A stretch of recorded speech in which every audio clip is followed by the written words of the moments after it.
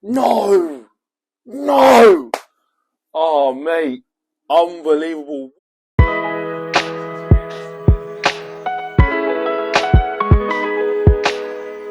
Welcome back, guys. Unbelievable. What a race we've just witnessed at the Singapore Grand Prix. Finally, we've got some excitement back. We had, at the end of the race there, we had 4 people that could have easily got the victory. Super competitive race. Part of it is down to the track and it being a street circuit, but unbelievable excitement from start to finish. That race pretty much had it all. We had a safety car, we had a virtual safety car, everything you want to see in a race. We had overtakes, we had crashes, we had people driving each other off the road. That had it all. And for once, I think for Formula One, especially for the ratings, for fan viewership, that has just helped massively with the whole excitement and name piece around Formula One. Obviously, we slightly dipped because Max has been so dominant, and even today's performance, he had a good couple of overtakes, but he wasn't his usual dominant self purely because of the car setup. But we still had incredible excitement from everyone else, especially the top 5. Unbelievable. Absolute unbelievable. So I just want to touch on a couple of things. Let's talk about number 1, Carlos Sainz. What a performance from Ferrari. They ultimately sacrificed Leclerc and they were open about it and said, look, Leclerc, we need a bit more of a buffer for Carlos. Give him 3 seconds, give him 5 seconds. And then all of a sudden, safety car comes out. Everyone jumps into the pits. And unfortunately, I think Carlos got jumped by Lando and who was it? Was it Lando and not Lewis?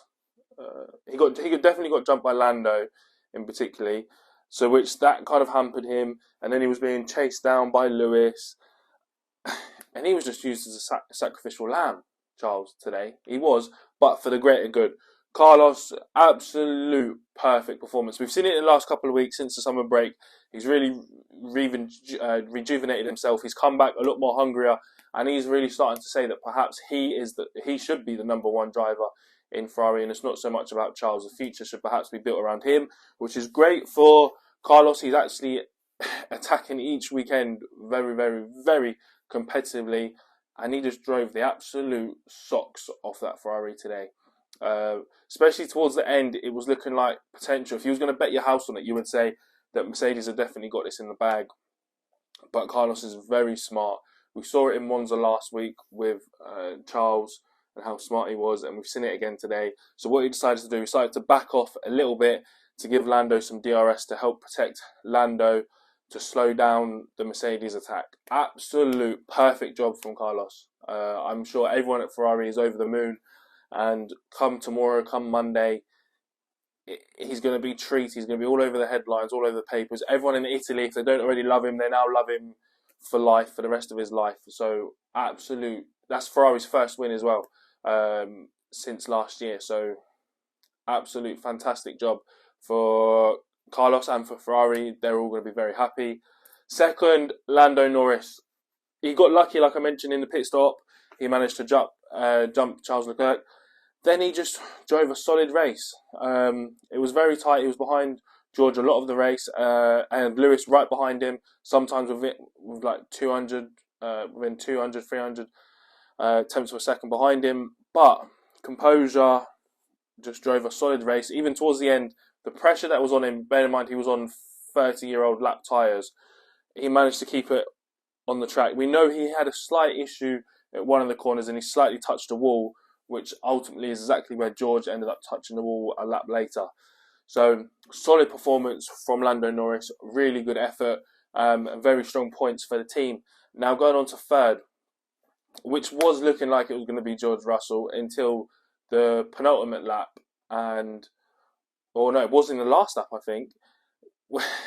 He was almost like everyone was saying you have to be careful when you're chasing down someone, or you don't get fixated on where they are and you forget about yourself, which is ultimately what happened.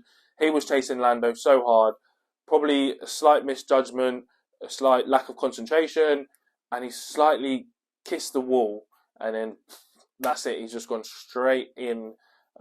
He's locked the back wheels up effectively, and then just gone straight off the track into all of the Tech Pro barriers.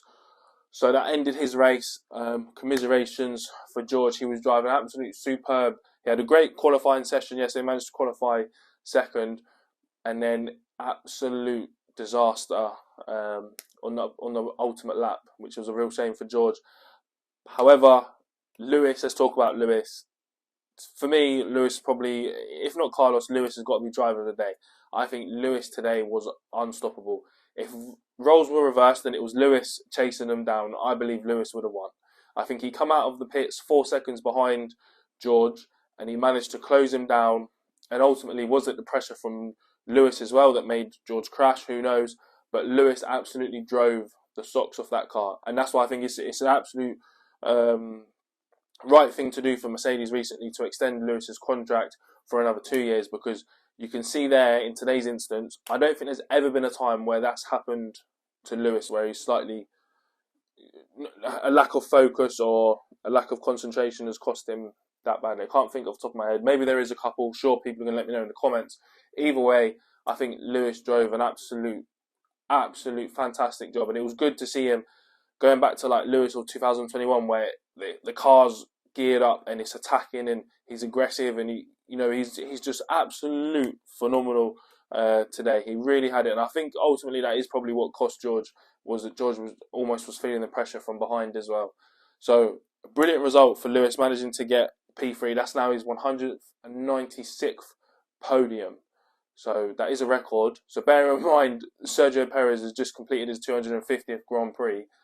That was Lewis's 196th podium. So it just speaks volumes of the driver that Lewis is and still is today. Going on, then we've got Charles Leclerc finished P4, which was a good result for Charles. Obviously, commiserations. He was used as a sacrificial lamb, but in order for the bigger picture, it had to be done. Then Max managing to come back in P5. Absolutely textbook drive from Max. You couldn't do anything with a car that's completely set up wrong. Who knows why it's set up wrong? I don't know. It could be numerous things, but the car was definitely set up wrong. He still managed to keep it together, because I'm sure inside he must have been very frustrated at some points of the track. Especially there was one part where literally all of his competitors were all overtaking him because they were all on fresher tyres, and he was left out on 30-year-old tyres, or 30 lap tyres. So commiserations for Max, but again, he drove a very good performance with the car that he had at the time. They're just unbelievable. This race weekend, I can't stop. I'm just thinking about the top 5 on the top of my head. I don't even know who finished after Max. I'm not too bothered, to be honest, because this was excitement. This is what we needed. We needed to bring some excitement, some drama, and we had it especially for the last 20 laps or so. This was 2021 drama. It was very close. No one knew who was going to win. It was just super exciting. So anyway, drop me a comment below. What was your favourite part from the video from today's Grand Prix? And stay tuned for another video. Guys, if you're enjoying the content that I'm producing, please just give this video a like and also subscribe to my channel.